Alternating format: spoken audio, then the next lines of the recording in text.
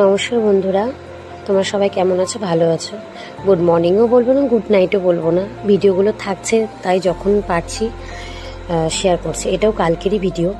কালকে দিনটা অনেকটা স্পেশাল ছিল, কারণ অনেক দিন পর আমাদের প্রিন্সিপাল স্যার এসেছে। মানে আমাদের যে আগে প্রিন্সিপাল স্যার ছিল, চলে যাওয়ার পর সত্যি কলেজটা ভীষণ ফাঁকা ফাঁকা।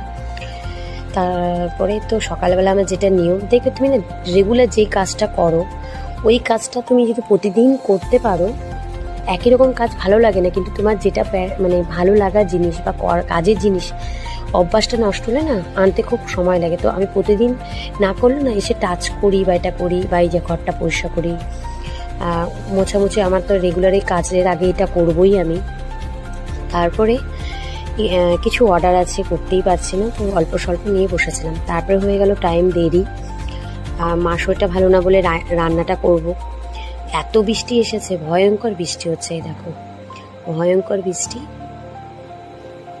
তারপরে আর তুমি না সব কিছু থেকে না অনেক কিছু শিখতে পারবে।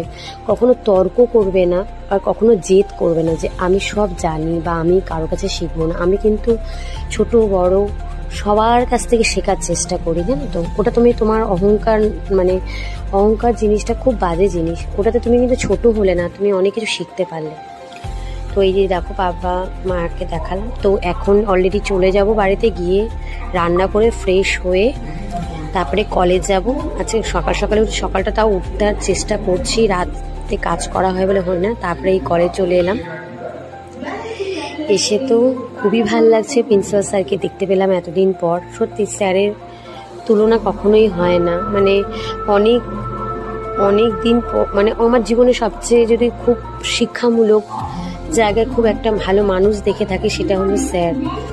মানে খুবই ভালো, মানে এত মানে সেরকম গুণী একটা মানুষ যে কীভাবে থাকে। তার মধ্যে এই আমাদের ফার্স্ট ক্যাম্পাসে রিহার্সালটা নিয়ে বলছিল যে কি হবে না হবে, এটা হবে। তো গিয়ে শুনি যে রিহার্সাল শুরু করতে হবে। স্যার বলল অনুষ্ঠান বলছিল আগমনী হবে না, শারদীয় অনুষ্ঠান হবে। তো তাই জন্য আমি রিহার্সাল শুরু করছিলাম না, সেকেন্ড ক্যাম্পাসে হবে। এসে বলছে যে প্রোগ্রাম হবে 25 তারিখে।